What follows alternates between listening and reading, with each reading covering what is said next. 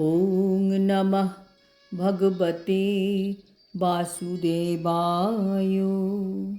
শ্রীমদ্ ভগবদ্গীতা ষোড়শ অধ্যায়, দৈবাসুর সম্পদ বিভাগ যোগ। হরে কৃষ্ণ। আজ আমরা 18 নম্বর শ্লোকটি শুনব। অহংকারং বলং দর্পং কামং ক্রোধং চ সংশ্রিতা মামাত্মপরদেহেষু প্রদ্বিষন্তো অভ্যসূয়কাঃ। অনুবাদ: অহংকার, বল, দর্প, কাম ও ক্রোধকে আশ্রয় করে অসুরেরা স্বীয় দেহে এবং অন্যের দেহে অবস্থিত পরমেশ্বর স্বরূপে আমাকে দ্বেষ করে এবং সাধুদের গুণেতে দোষারোপ করে। তাৎপর্য: আমরা দেখতে পাচ্ছি কিভাবে আসরিক স্বভাবের মানুষেরা অহংকার, বল, দর্প ও ক্রোধের দ্বারা বশীভূত হয়ে পরমেশ্বরকে দ্বেষ করে এবং প্রকৃত সাধুদের দোষ আরোপ করে। অসুর বলতে যে চেহারায় আসরিক হবে, যেমন আমরা রামায়ণ মহাভারতে দেখি, সেরকম নয়। স্বভাবে চেতনায় মানুষ অসুর প্রকৃতির, যা আজকাল বেশি দেখা যায়। যার অ্যাটিটিউড, মনোভাব, আচরণ অসুরের মতো হয়, তাকেই ভগবদ্গীতায় অসুর বলে অভিহিত করা হয়েছে। কলিযুগে বেশিরভাগ মানুষই আসরিক প্রকৃতির, তা সে যতই উপাধিপ্রাপ্ত হোক বা সমাজে অগ্রগণ্য হন।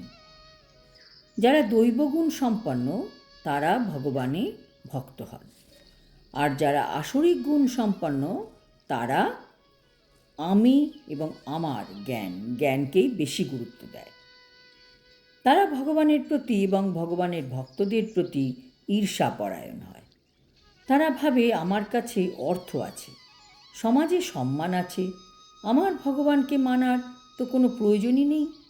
তারা মনে করে যারা গরিব, বিত্তহীন, তারাই ভগবানের কাছে হাত পাতে, আমার কোনো দরকার নেই। তারা মনে করে ভগবানের সাহায্যের তার কোনো প্রয়োজন কখনো আসবে না।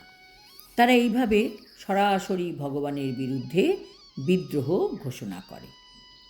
তারা তখন দুর্বল মানুষের প্রতি হিংস্র আচরণ করে, এমনকি নিজের প্রতিও সে হিংস্র আচরণ করে। সেটি কিভাবে সম্ভব? এই যে মনুষ্য জন্ম সে পেয়েছে, তা বহু জন্মের পুণ্যের ফলে। সেই জীবনটাকে নষ্ট করা মোটেই সঠিক নয়। মানুষকে ভগবান কত বুদ্ধিমত্তা দিয়েছেন, কারণ ভগবান চান মানুষ সেই বুদ্ধিমত্তা ব্যবহার করে নিজেকে শুদ্ধ করুক এবং আলটিমেটলি ভগবত ধামে ভগবানের কাছে যাতে মানুষ ফিরে যেতে পারে। আসরিক ভাবাপন্ন মানুষেরা সর্বদাই ভগবানের মহত্বের বিরোধিতা করে, শাস্ত্রে বিশ্বাস করতে চায় না। তারা শাস্ত্র ও পরমেশ্বর ভগবান উভয়ের প্রতি ঈর্ষাপরায়ণ।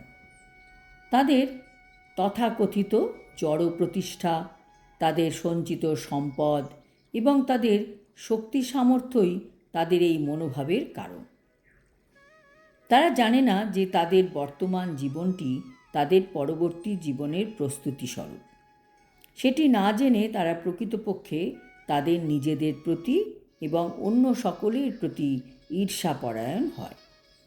তারা অপরের শরীরের প্রতি হিংস্র আচরণ করে এবং তাদের নিজেদের প্রতিও তারা হিংস্র আচরণ করে।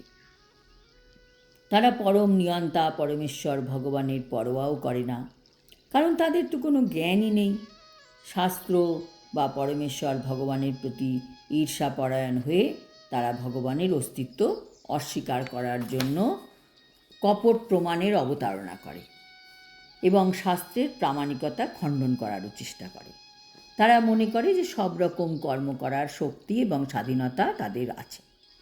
তারা এটাও ভাবে যে যেহেতু শক্তি, সামর্থ্য অথবা বিত্তে কেউই তাদের সমকক্ষ নয়, তাই তারা যা ইচ্ছা তাই করতে পারে, কেউই তাদের বাধা দিতে পারবে না। তাদের কোনো শত্রু যদি তাদের ইন্দ্রিয়পরায়ণ কার্যকলাপে বাধা দিতে চেষ্টা করে, তখন তারা তাদের শক্তি প্রয়োগ করে এবং তাকে সমূলে বিনাশ করার পরিকল্পনাও করে। আজ এই পর্যন্ত। পরের শ্লোকে আমরা জানব এই আসুরিক ব্যক্তিদের পরিণতি কী হয়। হরি ওম তৎসৎ। হরে কৃষ্ণ।